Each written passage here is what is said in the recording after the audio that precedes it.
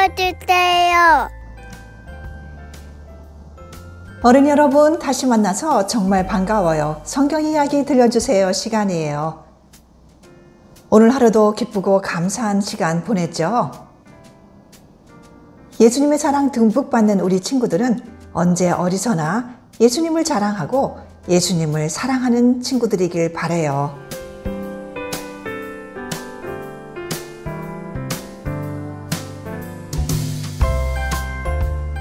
81번째 이야기.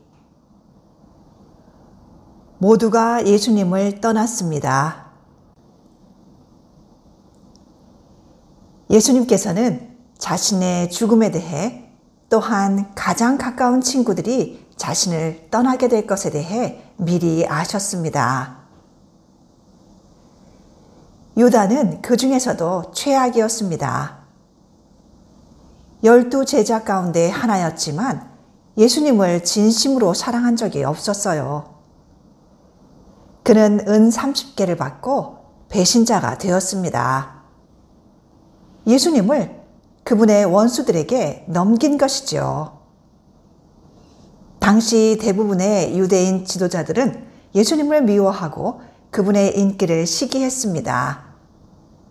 그분의 능력을 질투했습니다. 심지어 예수님을 죽이고 싶어 했는데 무엇보다도 그분이 자신을 하나님의 아들이라고 말씀하셨기 때문입니다. 그들은 예수님이 정말 누구신지 알아보지 못했습니다.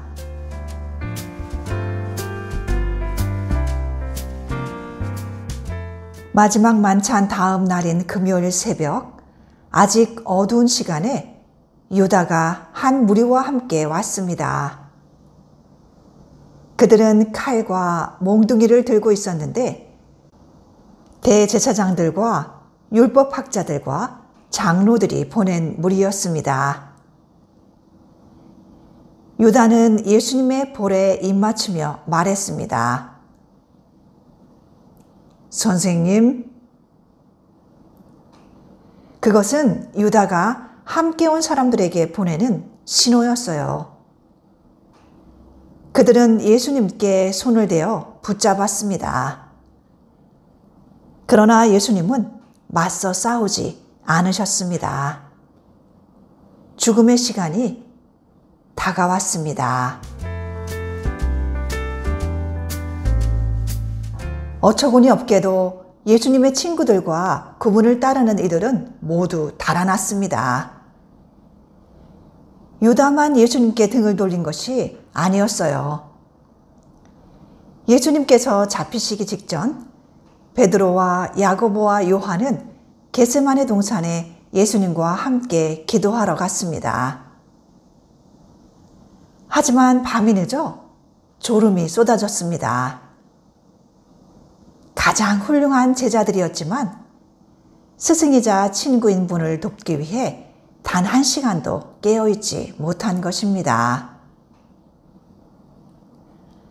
잡혀가신 예수님은 대제사장들과 율법학자들과 장로들 앞에서 재판을 받으셨습니다. 결코 공정한 재판이 아니었습니다. 그들은 사람들을 불러들여 예수님에 대해 거짓말을 하게 했습니다.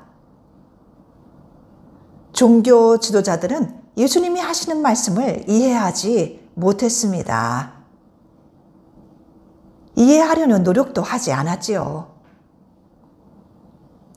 그들은 예수님이 죽어 마땅하다고 이미 결정해 놓은 상태였습니다.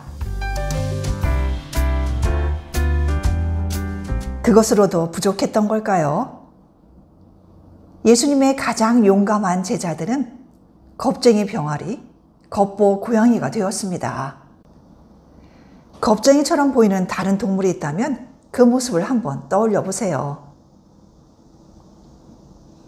몇 시간 전만 해도 베드로는 예수님을 결코 절대로 떠나지 않겠다고 잔뜩 뻐겼습니다. 하지만 예수님은 베드로를 그 자신보다 더 잘 아셨습니다. 아니나 다를까 금요일 새벽에 수탉이 울기 전까지 베드로는 예수님을 모른다고 3번이나 부인했습니다. 유다와 달리 베드로는 나중에 자신의 죄를 회개했고 예수님을 위해 위대한 일들을 했습니다. 그렇지만 그날 베드로에게는 그 어떤 위대함도 없었습니다. 자신은 예수님을 만난 적이 없다고 맹세까지 했지요. 아무도 그분 근처에 있고 싶어 하지 않았습니다.